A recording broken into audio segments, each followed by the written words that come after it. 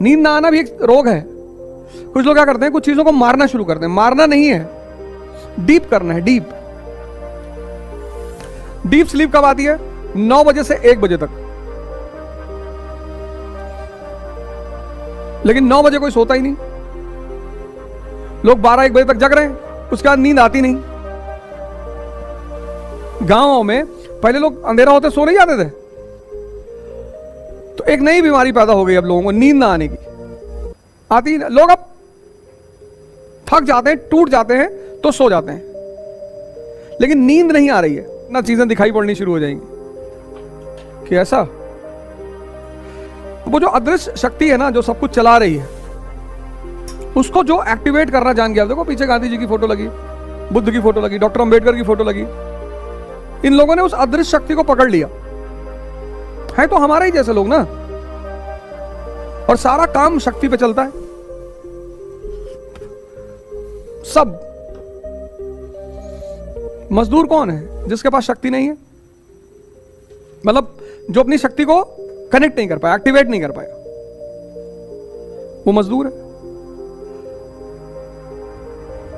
वरना ऐसे ऐसे लोग हैं अभी धरती पर जो शायद स्कूल नहीं गए, कभी पढ़े नहीं, लेकिन बहुत पैसा है, कोई भी धंधा कर रहे हैं, बिजनेस कर रहे हैं। राजस्थान गुजरात के मारवाड़ी हैं। कैसे मन का एक नेचर है, वो तुम आज देख लो। C+C, ये बड़ा प्यारा फॉर्मूला है मन का।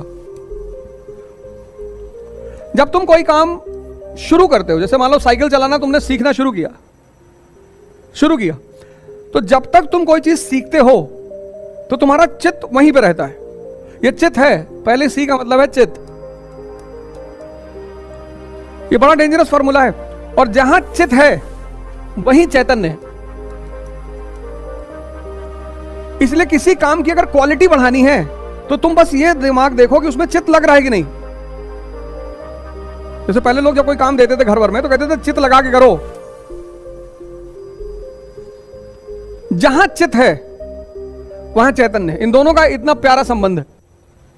तो जब तुमने साइकिलिंग शुरू की तो चित्त तुम्हारा साइकिलिंग में है, क्योंकि खतरा है ना, गिर जाओगे, हाथ टूट जाएगा, पैर टूट जाएगा। तो जहां भी खतरा होता है, जैसे मान लो कुएं के ऊपर एक पतली सी लकड़ी रखी है, उस पर चलना है, तो देखो तुम्हारा चित्त वहीं पर रहेगा। एक्सपेरिमेंट करके देखो। जैसे यहां मुझे गिरने का डर नहीं है, लेकिन वहां अगर पतली सी लकड़ी रखी हुई कुएं के बीच में, तो चित्त जहां भी खतरा है वहां चित्त तुम्हारे साथ रहेगा, तब नहीं भागेगा। शमशान में देखो भाग ही नहीं सकता। कभी चित्त को अपने देखना हो, चैतन्य को, तो कब्रिस्तान में चले आओ रात में, फिर इससे कहो जाओ घूम के आओ। वो जो प्रिया बचपन में साथ में पढ़ती थी, उसके बारे में कुछ सोचो, कहेगा पागल हो गए, अभी कोई निकल आएगा अंदर से। तो तुम्हारी दिक्कत क्या है ना, तुम एक्सपेरिमेंट्स नहीं करते हो। गांधी जी ने कितनी अच्छी टाइटल लिखी, माय एक्सपेरिमेंट विद ट्रुथ, सत्य के साथ मेरे प्रयोग। तुम प्रयोग करते ही नहीं। तुम किसी दिन रात में चले आओ कब्रिस्तान में और अपने मन से कहो कि बेटा उलझ, और उलझ जाए तो मुझे बताना। अगर उलझ जाए तो मुझे बताना। उलझेगा ही नहीं, खतरा है ना। जहां खतरा है वहां चित्त तुम्हारे साथ है। कब्रिस्तान में भाग ही नहीं सकता। और अगर कब्रिस्तान में भाग रहा है तो या तो तुम पागल हो,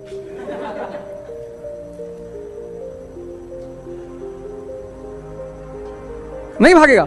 रात में जाओ 2 बजे, इतनी कहानियां हैं कब्रिस्तान की। तो लेकिन जैसे ही तुमने, अब देखो एक बात, जैसे ही तुमने साइकिलिंग सीख ली, जब सीख रहे थे तो बड़े अटेंटिव थे। जब सीख ली, साइकिल चलाना आ गया, अब नहीं गिरते, तब साइकिल चल रही है, चित्त कहीं और है। लेके गए, खोस दिया ट्रक में।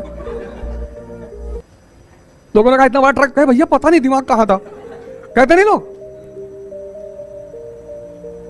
यही ध्यान है। जब तक सीखे तब तक वो साथ में था, क्योंकि जहां खतरा है वहां वो भागेगा नहीं। लेकिन जिस दिन तुमने सीख लिया, उस दिन साइकिल तो चल रही है कि कहीं और है। यही हाल तुम्हारा पढ़ाई के साथ होता है।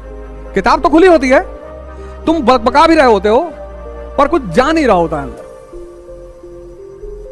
यह तुम्हारी सबसे बड़ी दिक्कत है।